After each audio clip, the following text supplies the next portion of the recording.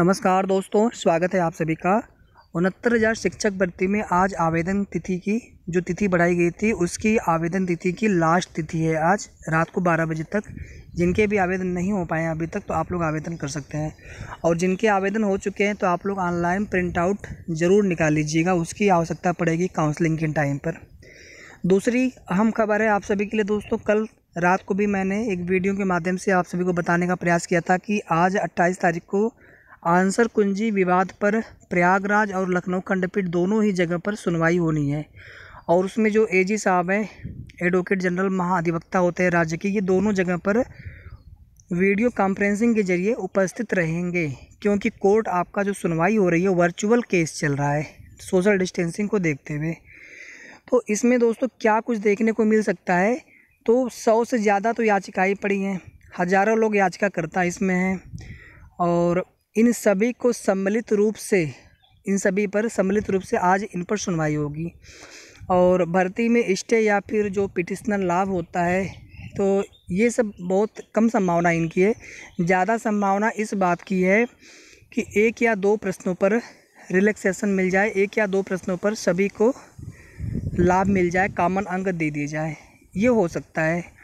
तो इसमें जो काउंटर एफिडेविट गवर्नमेंट की तरफ से लगाया जाएगा, जो एजी साहब लेकर के आएंगे, तो बहुत कुछ डिपेंड करेगा उस पर, क्योंकि बेसिक शिक्षा परिषद प्रयागराज की तरफ से ये कह दिया गया था कि जो भी विवादित प्रश्न थे विशेषज्ञों की राय के बाद उन पर कॉमन अंक दे दिए गए हैं, और जो अन्य प्रश्न हैं तो विशेषज्ञों की राय ली गई थी, वे सभी प्रश्न सही पाए गए हैं।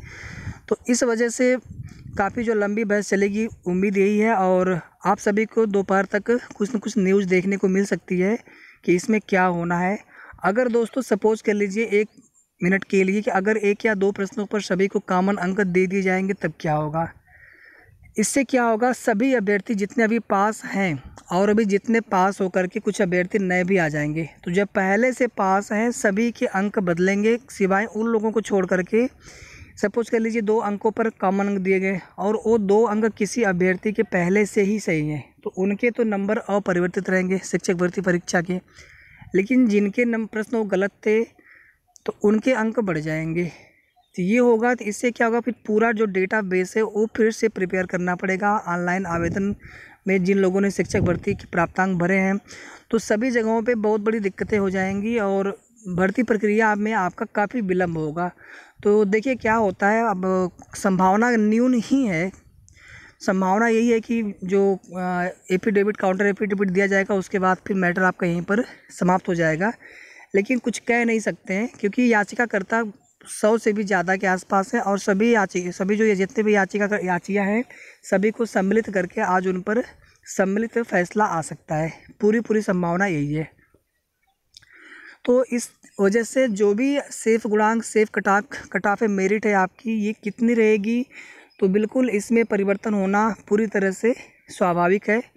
दूसरी बात है दोस्तों, जो संशोधन की जो त्रुटियां हो चुकी हैं उनमें जो नाम में त्रुटि है, अंक पत्र भरने में, प्रमाण पत्र क्रमांक भरने में, निवास की जगह जाति हो गया है, निवास की जगह निवास स्थान की अदर स्टेट हो गया, और इसके अलावा कहीं पर किसी के नाम से पहले कुछ और था, फिर कोई नाम में कुछ छूट गया है, स्पेलिंग मिस्टेक्स हो गई।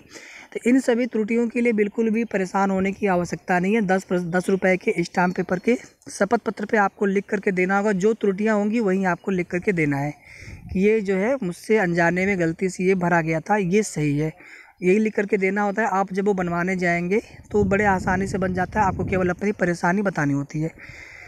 इसके अलावा दोस्तों कुछ भाई ये भी कह रहे थे कि जो मैंने अंक भरे हैं, पहले अंक मैंने कम भर दिए, बाद में कुछ अंक कॉमन मिले थे, बढ़ गए, तो ये सभी प्रक्रियाएं आपकी ऑनलाइन आवेदन तिथि से पहले की हैं।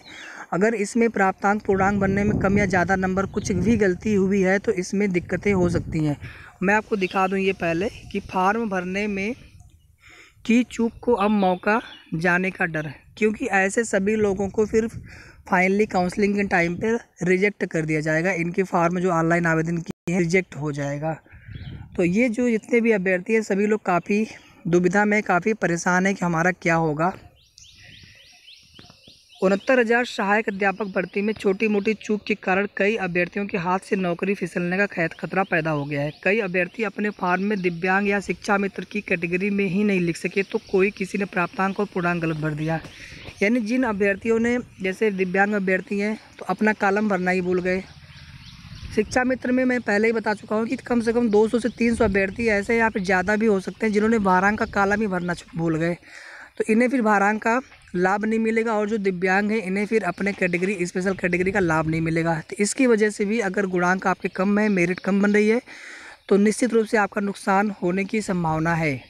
तो दोस्तों कितना रहेगा सेफ गुणांक अनरिजर्व कैटेगरी के लिए, ओबीसी के लिए, एससी के लिए, physically handicapped, freedom fighter, ex serviceman. ST के सभी अभ्यर्थी सेफ हैं, फ्रीडम फाइटर और एक्स सर्विसमैन के भी सभी अभ्यर्थी सेफ हैं। बात केवल की जानी है तो यूआर, ओबीसी और एससी, इसके अलावा फिजिकली हैंडीकैप्ड दिव्यांग अभ्यर्थियों के लिए बात की जानी है। तो मैं इस पर भी चर्चा करूँगा। अभी थोड़ा सा आप देख लीजिए, इसमें एक अभ्यर्थी हैं रजत शर्मा, जिन्होंने अपने फॉर्म में निवास प्रमाण पत्र के स्थान पर जाति प्रमाण पत्र लगा दिया है। संभवतः उसके अंक उन्होंने जो प्रमाण पत्र क्रमांक होता है भर दिए होंगे। और एक अन्य अंजू शर्मा ने अपने निवास स्थान के कॉलम में उत्तर प्रदेश की जगह अदर स्टेट भर दिया है। तो अदर स्टेट में होगा क्या, अगर आप आरक्षित वर्ग के अंतर्गत आते हैं तो फिर आपको यूआर की कैटेगरी में ट्रीट किया जाएगा। जो डेटाबेस है पहले से तैयार, उसके आधार पर यही संभावना बनती है कि आपको यूआर की सीटें दे दी जाएं। तो अगर आपके कम गुणांक होंगे तो फिर वहां पर भी आपको समस्या हो सकती है, और इसमें किसी प्रकार का संशोधन मिलने की कोई भी संभावना न के बराबर है। प्रयागराज के रोहित तिवारी ने प्राप्तांक में कम नंबर लिख दिया है। तो ऐसे जितने लोगों ने भी कम या ज़्यादा नंबर लिख दिया है, तो उसको यही माना जाएगा कि आपने मेरिट को प्रभावित करने के लिए ऐसा किया, भले ही आप अपने जगह पे बिल्कुल सही हैं।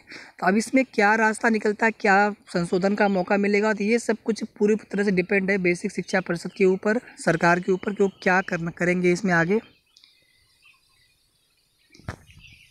आगे देख लीजिए कि इन अभ्यर्थियों को संशोधन की अनुमति न मिलने की वजह से इस सभी अभ्यर्थियों ने त्रुटि में संशोधन की गुहार लगाई है। बुधवार को बेसिक शिक्षा परिषद कार्यालय पहुंचकर ज्ञापन देने का प्रयास किया, लेकिन कोई सुनवाई नहीं हुई। इन्हें अब तक कोई सकारात्मक संकेत नहीं मिले हैं।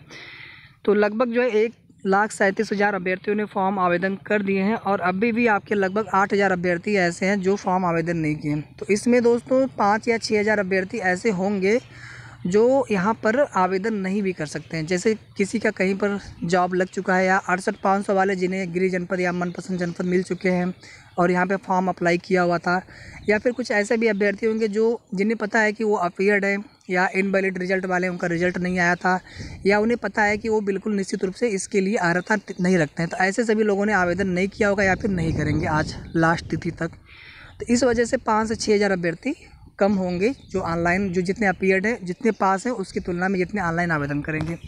दूसरी देख लीजिए यहाँ पर न्यूज़ है कि वीटीसी को प्राथमिकता देने की सीएम से लगाई गुहार। तो उत्तर प्रदेश में अध्ययनरत लगभग 6 लाख बीटीसी व डीएलएड, ये दोनों एक ही है, अब इन्हें डीएलएड कहा जाता है, प्रशिक्षुओं ने प्राथमिक विद्यालयों में शिक्षक भर्ती के लिए प्रथम वरीयता देने को लेकर बुधवार को मुख्यमंत्री से गुहार लगाई है। अभ्यर्थियों ने बेसिक शिक्षा विभाग SCERT व परीक्षा नियामक प्राधिकारिक कार्यालय को ईमेल के माध्यम से मांग पत्र भेजा है। इससे पहले एक सप्ताह तक लगातार ट्विटर अभियान के माध्यम से बीटीसी प्रथम वरीयता को ट्रेंड में रखा गया था, लेकिन सरकार की तरफ से कोई प्रतिक्रिया नहीं मिली। तो बीटीसी व डीएलएड प्रशिक्षुओं ने राष्ट्रीय अध्यापक परिषद NCT की ओर से 28 जून 2018 को जारी अधिसूचना में संशोधन कर उन्हें चयन में वरीयता देने का अनुरोध किया है। तो दोस्तों जब से बीएड को शामिल किया गया है प्राथमिक में, तभी से बीटीसी के लगातार विरोध उनकी तरफ से होते रहे हैं, और इस बार आपने देखा होगा रिजल्ट में भी बीएड के अभ्यर्थी जो है काफ़ी अच्छी संख्या में पास होकर के आए हैं। तो इससे भी बीटीसी के अभ्यर्थी पूरी तरह से परेशान हैं। तो दोस्तों जो बीएड के अभ्यर्थी हैं उन्हें कहीं ना कहीं मौका दिया जाना उनके लिए भी अच्छा है, और जो बीटीसी के अभ्यर्थी ये मांग कर रहे हैं तो उनकी भी मांग जो भी अपने स्थान पर सही है। तो देखने वाली बात होगी कि इसमें क्या होता है। तो इसमें कुछ भी संभावना अभी कुछ कह नहीं सकते कि इसमें क्या होगा। बाकी दोस्तों जो आंसर कुंजी विवाद है, इससे और कितने नए अभ्यर्थी आ सकते हैं तो कुछ भी नहीं कहा जा सकता है। अगर एक प्रश्न या 2 प्रश्न ऐसे जिन पे सभी को कॉमन अंक दिए जाते हैं तो कम से कम 15 से 20,000 25,000 भी अभ्यर्थी और नए आ सकते हैं, और इनमें से थोड़े बहुत होंगे जो फॉर्म रिजेक्ट या किसी तरह की त्रुटि वाले होंगे। तो इसके बावजूद भी बहुत सारे अभ्यर्थी जो होंगे वैलिड, ये सभी लोग फिर ऑनलाइन आवेदन करेंगे। तो इससे क्या होगा, आपकी मेरिट जो है कहीं ना कहीं प्रभावित होगी। अब देखिए दोस्तों जो 68,500 के अभ्यर्थी हैं उन्हें काउंसलिंग कराने दिया जाए, तो ये अभी तक न कराने दिया जाए या फिर कराने दिया जाए, अभी तक ये क्लियर नहीं किया गया है बेसिक शिक्षा परिषद की तरफ से। तो अभी आप मान करके चलिए कि 68,500 के लगभग 17,000 अभ्यर्थी भी आपके यहाँ पर काउंसलिंग करवाएंगे। ऑनलाइन आवेदन तो उन्होंने कर ही दिया है। तो इन अभ्यर्थियों के आ जाने के बाद सभी को ये मिल करके मांग करनी चाहिए कि जो 22,000 रिक्त सीटें हैं 68,500 की, पूरे 1.37 लाख जो सीटें थी शिक्षा मित्रों की समायोजन रद्द होने के बाद, उनमें से 68,500 और 69,000 भर्ती होनी थी। 68,500 में 22,000 सीटें रिक्त रह गई थी, तो उन सीटों को यहाँ पर ऐड किया जाए। और इसके अलावा जो एसटी की 1110 सीटें बचेंगी, ज़्यादा ही बच सकती हैं, 1-2 और, तो इन्हें जो है एससी को दिया जाना चाहिए। इससे क्या होगा, फिर जो लो गुणांक वाले हैं आपका भी चयन हो सकता है। बाकी दोस्तों, गृह जनपद देने के लिए जो नया सॉफ्टवेयर है बेसिक शिक्षा परिषद का, इसमें क्या इस बार नया होता है, तो ये तो जब आपका जिला आवंटन होगा उसी दिन समझ में आएगा। और संभावना उसमें यही है कि जो भी आरक्षित वर्ग के अभ्यर्थी हैं, मेरिटोरियस कैंडिडेट्स हैं, तो उन्हें पहले यूआर की सीट पर फाइट कराया जाएगा उनके गृह जनपद में, और अगर यूआर की सीट नहीं मिलती है तो फिर उन्हें उनके कैटेगरी में फाइट कराया जाएगा। पहले तो आपकी 69,000 की लिस्ट ही जारी होगी, जो मेरिट बनेगी आपके राज्य स्तर की, तो 69,000 की लिस्ट डिसेंडिंग आर्डर में जारी कर दी जाएगी। लेकिन जिला वरीयता जो क्रमांक भरे होंगे उसी आधार पर आपको जनपद देने की कोशिश की जाएगी। तो दोस्तों, कुल कितने फॉर्म रिजेक्ट हो सकते हैं, तो पहले से यही आंकड़ा है, 30 से 35,000 का आंकड़ा है। और अगर संशोधन का मौका नहीं मिलता है, जो छोटी मोटी त्रुटियां हैं, कुछ अन्य अभ्यर्थी इनवैलिड रिजल्ट वाले जो, या अपीयर्ड वाले, बैक पेपर वाले, टेट पास नहीं थे, तो इन सभी को मिला दिया जाए तो कम से कम 44 से 45,000 अभ्यर्थी ऐसे हैं जो बाहर हो सकते हैं। यानी आपके 1 लाख से भी कम अभ्यर्थी ऐसे हो सकते हैं जो ऑनलाइन काउंसलिंग की प्रक्रिया में सही पाए जाएंगे। पहली जब लिस्ट आपकी जारी होगी तो उसमें जो रिजेक्ट होंगे वो पहली लिस्ट जारी होने के बाद जब काउंसलिंग प्रक्रिया आपकी स्टार्ट हो जाएगी उसके बाद ही रिजेक्शन होगा। तो उसमें होगा यही कि जितनी सीटें रिक्त बचेंगी फॉर्म रिजेक्ट होने के बाद, उतनी सीटों के लिए फिर से काउंसलिंग प्रक्रिया कराई जाएगी।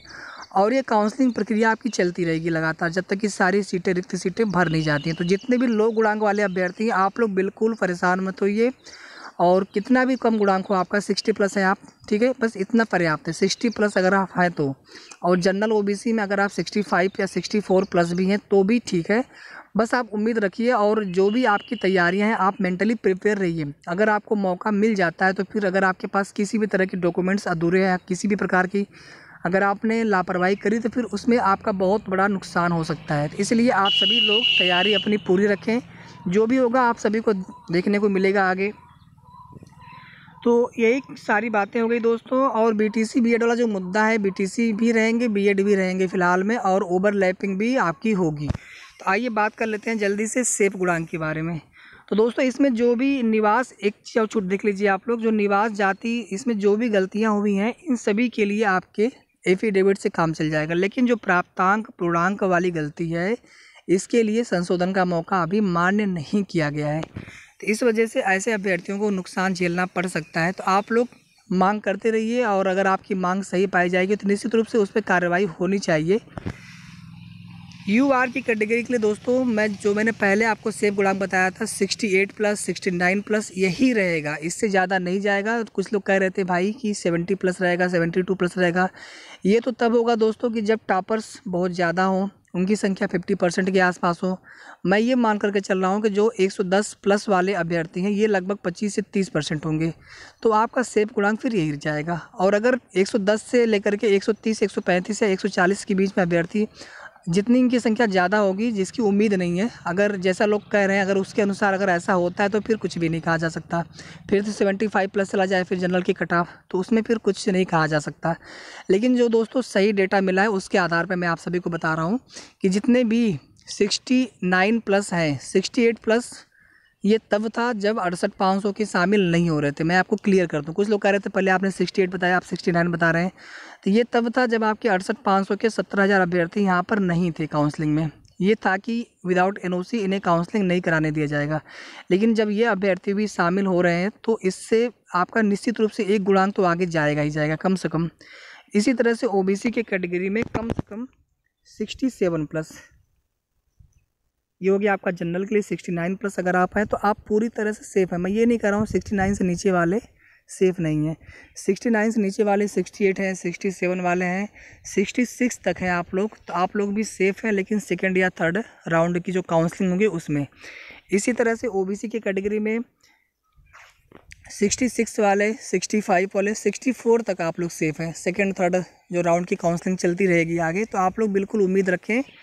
अब बात कर लेते हैं एससी कैटेगरी की और फिजिकली हैंडीकैप्ड कैटेगरी की। फिजिकली हैंडीकैप्ड कैटेगरी में 3 प्रकार की कैटेगरियाँ हैं और इसमें ये लगभग अंदाज़ा है कि जितने भी रिक्त सीटें हैं उससे ज़्यादा ही पास अभ्यर्थी हैं। तो इस वजह से इसमें कुछ थोड़ा सा गुणांक रह सकता है। 60 प्लस ही जिसमें इनका है तो लगभग सभी लोग सेफ होंगे इसमें, 60 प्लस वाले। बाकी अगर ये मेरे हिसाब से जितने भी कुछ लोगों ने जो कॉलम छोड़ दिया है दिव्यांग में भरने का, तो कुछ फॉर्म रिजेक्ट होने के बाद जितने रिक्त पद हैं, मेरे हिसाब से यही मेरा आंकड़ा है लगभग, कि जितने रिक्त पद हैं उतने ही लगभग पास होंगे। इस वजह से अगर आप लोग जो आपका मिनिमम क्राइटेरिया है, अगर आप पार करते हैं, पास हैं, अगर आप 90 पर, तो आप लोग सभी लोग सेलेक्ट होंगे, चयनित होंगे। यही संभावना है फिजिकली हैंडीकैप्ड कैटेगरी में। एससी कैटेगरी में जिनके भी 62 प्लस हैं, तो आप लोग पूरी तरह से सेफ़ हैं। पहले भी 62 प्लस पर सेफ़ थे और अभी भी आप लोग 62 प्लस पर सेफ़ हैं।